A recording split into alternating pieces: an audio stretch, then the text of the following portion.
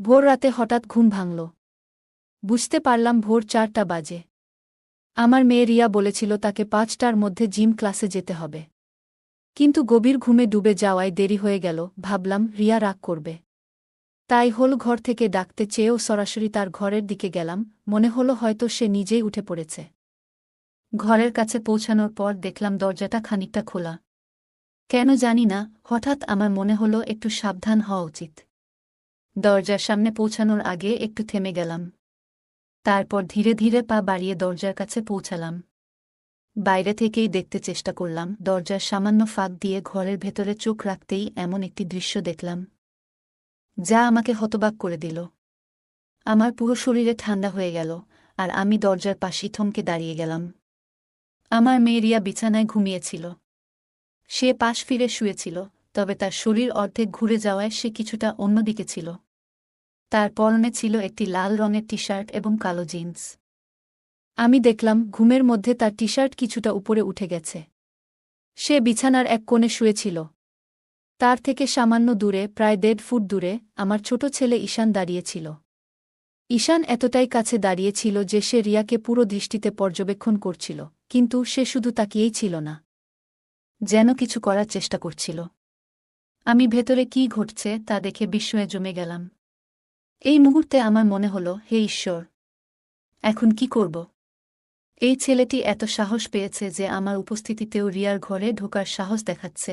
আমার মনের মধ্যে আতঙ্ক কাজ করছিল। ঈশান, যে আমার 19 বছরের ছেলে, সে কেন রিয়া, যে তার 24 বছরের বড় বোন, তার প্রতি এমন আচরণ করছে? তার সাহস যেন দিনে দিনে বেড়েই চলেছে। এই পরিস্থিতি দেখে আমার মনে ভয় ঢুকে গেল, এমন কিছু যেন না ঘটে যা তাদের দুজনের জীবনকে নষ্ট করে দিতে পারে। আমি কখনোই ভাবিনি যে ঈশান এমন কিছু করতে পারে। তবে এখন সে বড় হচ্ছে, আর তার আচরণ আমাকে চিন্তিত করে তুলছিল। আমি আগে কখনো ঈশানের এমন আচরণের দিকে তেমন মনোযোগ দিইনি। তবে সময়ের সঙ্গে সঙ্গে লক্ষ্য করলাম সে যেন রিয়ার প্রতি একটু বেশি মনোযোগী হয়ে উঠেছে। রিয়া ছিল তার থেকে 5 বছরের বড়। তার নিজের একটা ভিন্ন জীবন ছিল, কলেজ, বন্ধুবান্ধবের আলাদা এক জগৎ। তার সেই জগৎ ঈশানের থেকে একেবারেই আলাদা। তারা একসঙ্গে বেশিরভাগ সময় বাড়িতে থাকত, কিংবা আমাদের পুরো পরিবার একসঙ্গে কোথাও গেলে যেমনটা সাধারণ ভাইবোনেরা করে, তারাও একসঙ্গে মজা করত, একে অপরকে ঠাট্টা করত কিংবা ছোট ছোট দুষ্টুমি করত। রিয়া সবসময় তার সঙ্গে খুব স্বাভাবিক ও নির্ভীক আচরণ করত। সম্ভবত রিয়ার এই নির্ভীক আচরণই ঈশানের মনে তার প্রতি এক অদ্ভুত আকর্ষণ তৈরি করেছিল। ধীরে ধীরে ঈশান রিয়ার আরও কাছাকাছি যাওয়ার চেষ্টা করতে শুরু করল। তবে রিয়া ছিল তার নিজের জগতে মগ্ন।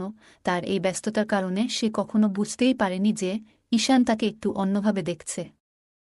ঈশান প্রায় রিয়ার দিকে তাকিয়ে থাকত, বিশেষ করে যখন সে মনোযোগ দিয়ে কিছু করত বা নিচু হয়ে কোনো কাজ করত।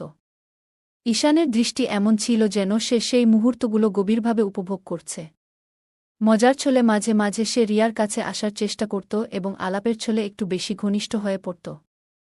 তবে কিছু সময়ে ঈশানের আচরণ সীমার বাইরে চলে যেত।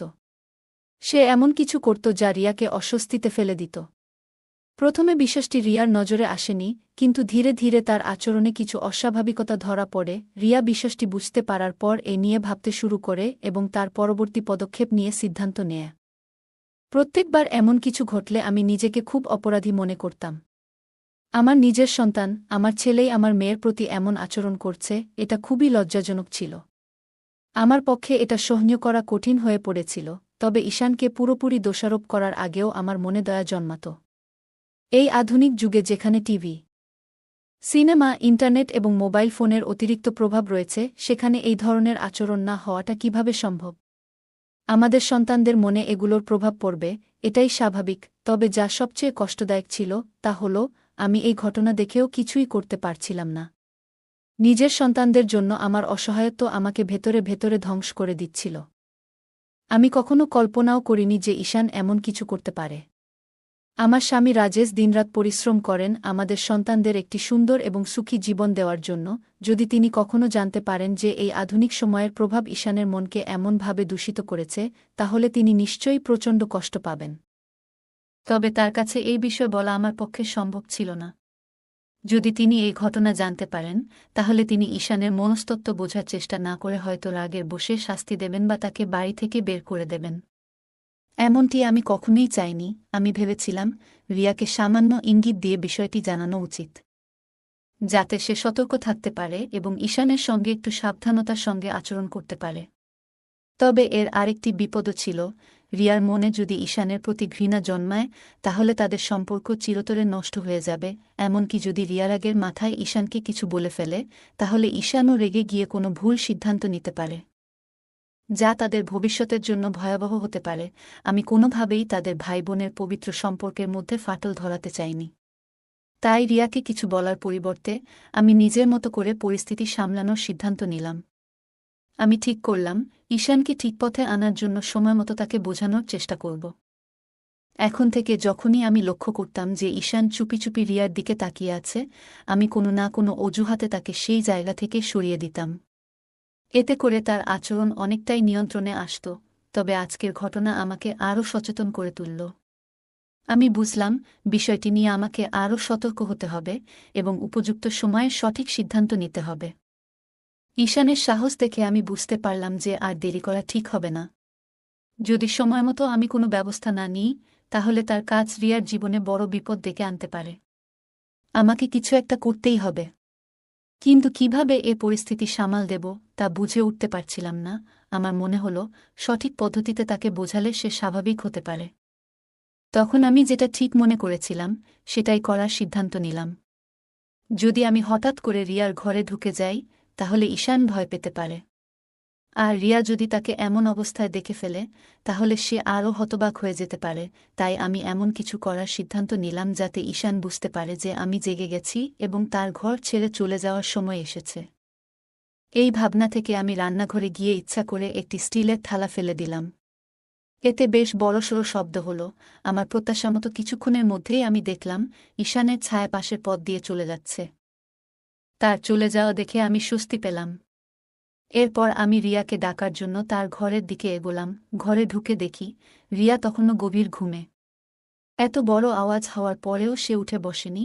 এটা দেখে আমি অবাক হলাম।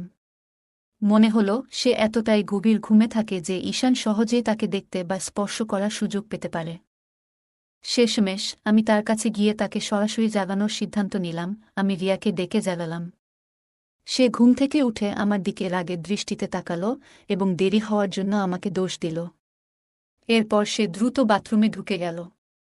আমি আবার আমার কাজে মন দিলাম। কিছুক্ষণ পরে দেখলাম ঈশান আবার রিয়ার ঘরের দিকে যাচ্ছে। আমি ভাবলাম হয়তো রিয়া তখনও প্রস্তুতি নিচ্ছে। তাই আমি ঈশানকে থামানোর জন্য ইচ্ছা করে একটু শব্দ করলাম। শব্দ শুনে ঈশান বুঝতে পারল যে আমি তার দিকে আসছি। সে আমার দিকে তাকালো, কিন্তু লজ্জায় তার চোখ নিচের দিকে ঝুঁকে গেল। এরপর সে দ্রুত তার ঘরে চলে গেল। আমি অপেক্ষা করতে লাগলাম রিয়ার বাইরে আসার। কিছুক্ষণ পর রিয়া পুরোপুরি প্রস্তুত হয়ে বাইরে এলো এবং আমাকে বিদায় জানিয়ে চলে গেল। তখন আমি ঈশানকে ডেকে হোলের দিকে নিয়ে আসতে চাইলাম, কিন্তু সে কোনো সাড়া দিল না। তখন আমি তার ঘরের দিকে গেলাম এবং দেখলাম সে ঘরে নেই। এরপর শুনতে পেলাম সে বাথরুমে আছে। আমি দরজার কাছে গিয়ে তার আওয়াজ শুনলাম, কিন্তু তাকে বিরক্ত না করে আবার হোলে ফিরে এলাম। কিছুক্ষণ পর ঈশান বাইরে এলো এবং বলল, মা, তুমি আমাকে ডেকেছিলে? আমি তাকে বললাম, হ্যাঁ, এখানে বসো। তোমার সঙ্গে কিছু কথা বলার আছে। আমার কণ্ঠের সুর শুনে ঈশান বুঝতে পারল আমি গুরুতর কিছু বলতে যাচ্ছি। সে কিছুটা অস্থির হয়ে ধীরে ধীরে আমার কাছে এসে বসল। আমি শান্তভাবে কথা শুরু করলাম, কিন্তু অল্প সময়ের মধ্যেই তাকে ভর্ৎসনা করতে শুরু করলাম। আমি রিয়ার ঘরে তার গোপনীয়তায় হস্তক্ষেপ করার বিষয়ে সরাসরি কিছু বলিনি, তবে ইঙ্গিত করলাম। আমি তাকে বোঝালাম যে আমি তার এমন আচরণ আগেও লক্ষ্য করেছি। ঈশান দ্রুত বুঝতে পারল যে তার কাজ আমার চোখে ধরা পড়েছে। ভয়ে তার মুখ শুকিয়ে গেল। আমি আরও কড়া সুরে বললাম, যদি সে আবার এমন কিছু করে, আমি তার বাবাকে সব বলে দেব। এই কথা শুনে ঈশান কেঁদে ফেলল এবং বলল, মা, প্লিজ, এমন কিছু করো না। আমাকে মাফ করে দাও। সে বারবার আমার কাছে ক্ষমা চাইতে লাগল এবং প্রতিশ্রুতি দিল যে সে আর কখনো এমন কিছু করবে না। সে আমার পা ধরে বলতে লাগল, আর কখনো এমন হবে না। একবার আমায় সুযোগ দাও। আমি তার আচরণ দেখে বুঝলাম সে তার ভুল বুঝতে পেরেছে। আমি তাকে শান্তভাবে বোঝালাম সে যা করছিল তা কতটা ভুল এবং এর ফল কত ভয়াবহ হতে পারত। আর যদি কেউ জানতে পারে তাহলে কতটা অসম্মান হবে। শেষমেশ আমি তাকে এই প্রতিশ্রুতি নিতে বাধ্য করলাম যে সে আর কখনো এমন কাজ করবে না। তারপর আমি তাকে আর বকাবকি করিনি। আমার মনে হলো সে এবার বুঝতে পেরেছে এবং এমন কিছু আর করবে না। এরপর সে পুরোপুরি শান্ত হয়ে গেল এবং আমি তাকে আর কখনো রিয়াকে দেখতে দেখিনি। এতে আমি নিশ্চিত হলাম যে সে তার ভুল বুঝতে পেরেছে এবং নিজেকে সংশোধন করেছে। এরপর প্রায় 1 মাস আমি তার থেকে একটু দূরত্ব বজায় রাখলাম এবং খুব কম কথা বললাম, যাতে সে বুঝতে পারে যে সে যা করছিল তা ভুল ছিল। ধীরে ধীরে সবকিছু স্বাভাবিক হয়ে গেল। আমরা আবার আগের মতো হাসিমজার সঙ্গে কথা বলা শুরু করলাম। সবকিছু আগের মতোই সুন্দরভাবে চলতে লাগল, কিন্তু একদিন আমি তাকে আবার রিয়াকে দেখতে ধরে ফেললাম। যদিও সে এবার বেশ সতর্ক ছিল, তবুও আমি লক্ষ্য করলাম। তখন আবার আমার রাগ হতে শুরু করল, কিন্তু এইবার আমি আগের মতো তাকে বকাঝকা করিনি। কারণ তার প্রতি আমার চিন্তা বাড়ছিল। সে আমাকে বলেছিল যে তার একটি প্রেমিকা আছে এবং সে তার বন্ধুদের সঙ্গে সময় কাটায়। তবু কেন সে রিয়াকে এভাবে দেখার প্রয়োজন বোধ করল তা আমার মাথায় আসছিল না। তখন আমি ঠিক করলাম এই বিষয়ে আমি আবার তার সঙ্গে কথা বলব। 3 দিন পর দুপুরে আমরা দুজন বাড়িতে একা ছিলাম। সে তার ঘরে ছিল আর আমি আমার ঘরে বিশ্রাম নিচ্ছিলাম। আমি ভাবলাম এখনই সময় এই বিষয়ে কথা বলার। আমি তার ঘরের দিকে গেলাম। দরজা বন্ধ ছিল। আমি দরজা খোলার চেষ্টা করলাম, কিন্তু সেটি ভেতর থেকে লক করা ছিল। আমি দরজায় নক করলাম এবং তাকে ডাকলাম। সে ভেতর থেকে সাড়া দিল এবং দরজা খুলে দিল। আমি জিজ্ঞেস করলাম, দরজা বন্ধ করে কি করছিলে? সে বলল, কিছু না, এই ম্যাগাজিন পড়ছিলাম। তারপর সে বিছানার পাশে থাকা একটি ম্যাগাজিন দেখাল। আমি মনে মনে ভাবলাম, যদি সে সত্যিই ম্যাগাজিন পড়ছিল তবে দরজা লক করার কি প্রয়োজন ছিল? নিশ্চয়ই অন্য কিছু হচ্ছিল। কিন্তু এইবার আমি শান্ত থাকতে চাইলাম এবং তাকে বোঝানোর সিদ্ধান্ত নিলাম আমি রিয়াকে নিয়ে কথা বলার জন্যই এসেছিলাম, তাই অন্য কিছু না বলেই আমি তার বিছানার পাশে গিয়ে জিজ্ঞেস করলাম, কোনো ম্যাগাজিন পড়ছ? তারপর তার হাত থেকে ম্যাগাজিনটি নিয়ে দেখতে শুরু করলাম। এটি তার কলেজের একটি বুলেটিন ছিল, যেখানে ছাত্রদের লেখা প্রবন্ধ, গল্প এবং কবিতা ছিল। আমি ম্যাগাজিনটি তাকে ফেরত দিয়ে জিজ্ঞেস করলাম, কোনটা পড়ছিলে এতে? ম্যাগাজিন খুলে সে একটি প্রবন্ধ দেখিয়ে বলল, এইটা পড়ছিলাম। আমি বললাম, ঠিক করে বলো তো, কি আছে এতে? তারপর আমি তার পাশে বিছানায় একটু জায়গা নিয়ে শুয়ে পড়লাম। আমার ছেলে বিছানায় চিত হয়ে শুয়েছিল আর আমি তার পাশে শুয়ে থেকে সেই প্রবন্ধটি দেখতে লাগলাম। আমরা একসঙ্গে সেই প্রবন্ধটি পড়তে শুরু করলাম। ঈশান বলল, এতে আর কিছু মজার নেই। তুমি কি পড়তে চাও? তারপর সে ম্যাগাজিনটি আমার হাতে দিয়ে দিল। আমি বিছানার কিনারায় শুয়ে বললাম, মনে হচ্ছে পড়তে পড়তে পড়ে যাব। এই কথা বলতেই ঈশান তাড়াতাড়ি আমাকে ধরে ফেলার জন্য হাত বাড়াল, কিন্তু অসাবধানতাবশত তার হাত আমার বুকের উপর পড়ে গেল। এরপর সে অন্য হাতে আমার কবজি ধরে আমাকে উপরে টেনে তুলল।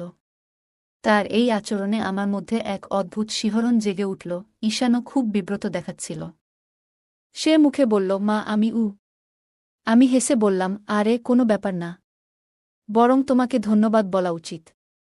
তুমি যদি আমাকে না ধরতে তাহলে আমি পড়ে যেতাম। আমার কথায় ঈশানও হেসে উঠল আর পরিবেশ হালকা হয়ে গেল। আমি তাকে বললাম, এবার এটা আমাকে পড়ে শোনাও। ছোট অক্ষর আমার ভালো দেখা যায় না। ঈশান ম্যাগাজিন নিয়ে পড়া শুরু করল। তাকে আরামদায়ক করতে আমি তার মাথা নিচে আমার হাত রাখলাম এবং সে পড়তে লাগল। সে আমাকে আরও কাছে টেনে নিয়ে প্রবন্ধটি পড়ে শোনাল। তারপর বলল, এখন বাকিটা তুমি পড়ো। আমি ম্যাগাজিনটি হাতে নিয়ে পরের পৃষ্ঠা উল্টাতে শুরু করলাম। ঈশান আমার কাছেই শুয়েছিল। একটি পৃষ্ঠায় থেমে আমি মন দিয়ে পড়তে শুরু করলাম। কিছুক্ষণ পরে আমি একটু অস্বাভাবিকতা অনুভব করলাম। দেখি ঈশানের একটি পা আমার পায়ের উপর রয়েছে এবং সে একটু নড়াচড়া করছে।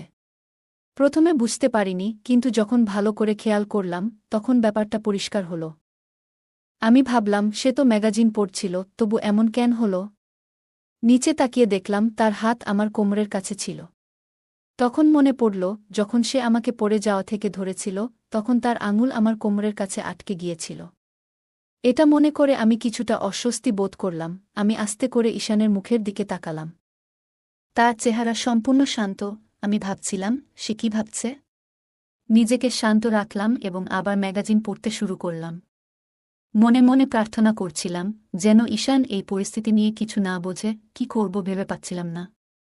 প্রথমে মনে হলো সাথে সাথে উঠে গিয়ে তাকে দূরে সরিয়ে দিই, কিন্তু কেন যেন মনে হলো আমি তেমন শক্তি সঞ্চয় করতে পারছি না, যেন কোনো অদৃশ্য শক্তি আমাকে সেখানেই আটকে রেখেছে। আমি চুপচাপ শুয়ে রইলাম, বাইরে থেকে ম্যাগাজিন পড়ার ভান করছিলাম। সময় যেন থমকে গিয়েছিল। কয়েক মিনিট কেটেছে, কিন্তু মনে হচ্ছিল যেন কয়েক ঘন্টা পার হয়েছে। অবশেষে আমি সিদ্ধান্ত নিলাম যে আমাকে কিছু করতে হবে। আমি বললাম, ঈশান, মনে হচ্ছে আমার শরীরে টান ধরেছে। তারপর আস্তে আস্তে নিজেকে সরিয়ে নিলাম এবং তার থেকে একটু দূরে সরে গেলাম। পাশের বালিশ সরিয়ে আমি বসে পড়লাম। ঈশান একটু বিস্মিত হয়ে আমার দিকে তাকালো, কিন্তু কিছু বলল না। আমি তখন পরিস্থিতি হালকা করার জন্য তাকে অন্য কোনো বিষয়ে কথা বলতে লাগালাম। আমি ঈশানের দিকে একবার তাকালাম এবং দেখলাম সে কিছুটা অস্বস্তি অনুভব করছে। পরিবেশ সহজ করার জন্য বললাম, ঈশান, আমার গলা শুকিয়ে গেছে। তুমি কি আমার জন্য এক গ্লাস জল এনে দেবে? ঈশান বিছানা থেকে উঠে জল আনতে চলে গেল। সে রুম থেকে বেরোতেই আমি কিছুটা স্বস্তি অনুভব করলাম এবং মনে হলো তাকেও নিজের আবেগ সামলানোর সুযোগ দেওয়া হলো। যখন সে জল নিয়ে ফিরে এলো, আমি তার দিকে তাকালাম এবং দেখলাম সে এখন অনেকটা স্বাভাবিক হয়েছে। আমি তার কাছ থেকে জল নিয়ে এক নিঃশ্বাসে পান করলাম। এতে আমি কিছুটা আরাম পেলাম। ঈশান গ্লাসটি নিয়ে একপাশে রেখে আবার বিছানায় এসে আমার পাশে বসল। আমরা হালকা ফুলকা বিষয় নিয়ে কথা বলতে শুরু করলাম। এরপর আমি রিয়াকে নিয়ে তার সঙ্গে কথা বললাম। আমি জানতে চাইলাম কেন সে আবার রিয়াকে দেখছে। ঈশান প্রথমে অস্বীকার করল, কিন্তু আমি তাকে উদাহরণ দিয়ে বোঝালাম কিভাবে আমি তাকে রিয়াকে দেখতে দেখে ফেলেছিলাম। সে তোমার বড় বোন হয়। তুমি কিভাবে এমন কাজ করতে পারো? অবশেষে ঈশান স্বীকার করল যে আমার ভুল বোঝাবুঝি হয়েছে এবং সে কিছু ভুল করেনি। আমি হেসে তাকে হালকা সতর্ক করলাম যেন ভবিষ্যতে এমন কিছু না করে। সে হেসে প্রতিশ্রুতি দিল এবং আমরা অন্য বিষয়ে কথা বলতে শুরু করলাম। কিছুক্ষণ পরে আমি বললাম, এবার আমার যাওয়া উচিত। তারপর আমি তার রুম থেকে বেরিয়ে এসে নিজের রুমে চলে গেলাম। নিজের ঘরে ফিরে এসে আমি বিছানায় বসে সেই ঘটনাগুলি নিয়ে ভাবতে লাগলাম। পুরো বিষয়টি নিয়ে আমি কিছুতেই স্পষ্ট ধারণা পাচ্ছিলাম না। তারপর আমি আয়নার সামনে দাঁড়িয়ে নিজেকে দেখতে লাগলাম এবং ভাবলাম, এই ঘটনার পেছনে কি আমার কোনো দায় আছে? উত্তরটা মনে এলো, হ্যাঁ, সম্ভবত ঈশানের আচরণ আমার প্রতি তার আকর্ষণকে নির্দেশ করছে। এই চিন্তা আমাকে একটা নতুন দিশা দেখালো। আমি বুঝতে পারলাম ঈশানের মনোযোগ আমার মেয়ে রিয়ার দিক থেকে সরাতে হবে। কিভাবে এটা সম্ভব তা নিয়ে ভাবতে ভাবতে আমার মনে এক অদ্ভুত উত্তেজনা জাগল। তখন নিজেকে শান্ত করার চেষ্টা করলাম এবং কখন ঘুমিয়ে পড়লাম টেরই পেলাম না। পরের দিন থেকে আমি নতুন উদ্যমে নিজের যত্ন নিতে শুরু করলাম। প্রথমেই নিজের সৌন্দর্য এবং স্বাস্থ্যকে গুরুত্ব দিলাম। আমি একটা কঠোর ডায়েট শুরু করলাম, যেখানে ভাজাপোড়া এবং মশলাদার খাবার একেবারেই কমিয়ে দিলাম। বাড়িতেই ট্রেডমিল, সাইক্লিং এবং যোগব্যায়াম করতে লাগলাম। 1 মাসের মধ্যেই আমার এই প্রচেষ্টার ফলাফল দেখতে পেলাম। আমি আগের তুলনায় অনেকটা স্লিম হয়ে গেলাম। নিজেকে আয়নায় দেখে মনে হচ্ছিল আমি অনেকটা আত্মবিশ্বাস ফিরে পেয়েছি। এবার আমি আগের মতো ঢিলেঢালা পোশাক পরা বন্ধ করলাম এবং ফিটিংয়ের পোশাক পরা শুরু করলাম। অনেক দিন পর আমি আবার আমার প্রিয় বেনারসি শাড়ি পরতে শুরু করলাম। এই পরিবর্তন আমাকে প্রচণ্ড আনন্দ দিয়েছিল। 2 সন্তানের মা হওয়ার পর সংসারের দায়িত্বে আমি নিজের দিকে খেয়াল রাখা ভুলেই গিয়েছিলাম। কিন্তু এখন আমি নিজের জন্য সময় বের করতে শুরু করলাম। হালকা মেকআপ এবং লিপস্টিক লাগানোও শুরু করলাম। আমাদের বাড়ির কাছেই একটা পার্লার ছিল, যেখানে মাঝে মাঝে যেতে শুরু করলাম। আমার এক বান্ধবী একটি বিউটি পার্লার চালায়। অনেক দিন ধরে সে আমাকে সেখানে যাওয়ার জন্য বলছিল, কিন্তু আমি সবসময় এড়িয়ে যেতাম। তবে এবার আমি তার কথায় সাড়া দিলাম এবং তার পার্লারে গিয়ে ফেসিয়াল ও ব্লিচিং করাতে শুরু করলাম। এরপর চুল ছোট করে কাটিয়ে রং করালাম এবং একটি নতুন হেয়ারস্টাইল তৈরি করলাম। এই পরিবর্তন আমার চেহারাকে আরও আকর্ষণীয় করে তুলল। মাত্র 1 মাসের মধ্যেই আমার পুরো চেহারা এবং ব্যক্তিত্ব বদলে গেল। আমার এই পরিবর্তন সকলের নজরে পড়ল। সবাই আমাকে বলল যে আমি আগের চেয়ে অনেক সুন্দর এবং আধুনিক দেখাচ্ছি। আমার এই নতুন রূপ বিশেষ করে আশেপাশের পুরুষদের এবং যুবকদের দৃষ্টি আকর্ষণ করতে শুরু করল। যখনই আমি বাইরে যেতাম, লোকেরা আমাকে দেখে প্রশংসা করত, আর এতে আমার ভীষণ আনন্দ হতো। বাজারে গেলে অনেকের দৃষ্টি আমার দিকে থাকত এবং আমি এটি উপভোগ করতাম। আমার এই পরিবর্তনের সবচেয়ে বড় প্রভাব পড়ল আমার ছেলে ঈশানের উপর। প্রথমে সে বলতো, মা, তুমি এখন কত আলাদা দেখাচ্ছ, কিন্তু তারপর আমি লক্ষ্য করলাম সে আমাকে সেই একই দৃষ্টিতে দেখতে শুরু করেছে যেভাবে সে রিয়াকে দেখত। বাড়িতে আমি যখনই থাকতাম তার চোখ সবসময় আমার উপরই থাকত। আমি বুঝতে পারলাম রিয়ার প্রতি তার মনোযোগ সরানোর জন্য আমাকে কিছু করতে হবে। আমি ধীরে ধীরে তার সাথে বেশি সময় কাটাতে শুরু করলাম এবং তার কাজে সাহায্য করতাম। তার দৃষ্টি আকর্ষণ করতে আমি আরও যত্ন নিতে শুরু করলাম। প্রথমে আমার নিজেরই কিছুটা অস্বস্তি লাগছিল, কিন্তু পরে মনে হলো এই সমস্যার সমাধান করতে আমাকে সাহসী হতে হবে। আমি ঈশানের মন থেকে রিয়াকে সরিয়ে নিজের জন্য জায়গা করার সিদ্ধান্ত নিলাম। এই পরিবর্তন আমার নিজের মধ্যেও আত্মবিশ্বাস বাড়িয়ে তুলল। যখনই বুঝতাম ঈশান আমাকে দেখছে তখন নিজেও মজা পেতাম। এমনকি আমি যখন কিছু করতাম তখন ঘরের দরজা খানিকটা খোলা রাখতাম যাতে সে আমাকে দেখতে পায়। সকালে যদি ঈশান বাড়িতে থাকত তখন সে সাধারণত দরজার কাছাকাছি থাকত। আমি যখন স্নান সেরে বের হতাম তখন আমি ইচ্ছে করেই একটু বেশি সময় নিতাম যাতে সে আমাকে দেখতে পায়। যখন আমরা একসাথে টিভি দেখতাম বা গল্প করতাম তখন আমি তাকে কাছে ডেকে নিতাম এবং তার সঙ্গে মজা করতাম। আমি তার কলেজের সহপাঠীদের এবং সিনেমার নায়িকাদের সম্পর্কে গল্প করার জন্য কথার প্রসঙ্গ তুলতাম। ধীরে ধীরে সে আমার সঙ্গে আরও খোলামেলা হতে শুরু করল এবং আমিও তার সঙ্গে কথা বলতে ভালো লাগতে শুরু করল। ঈশান এখন আমাকে সেই দৃষ্টিতে দেখতে শুরু করল যেভাবে সে অন্যদের দেখত।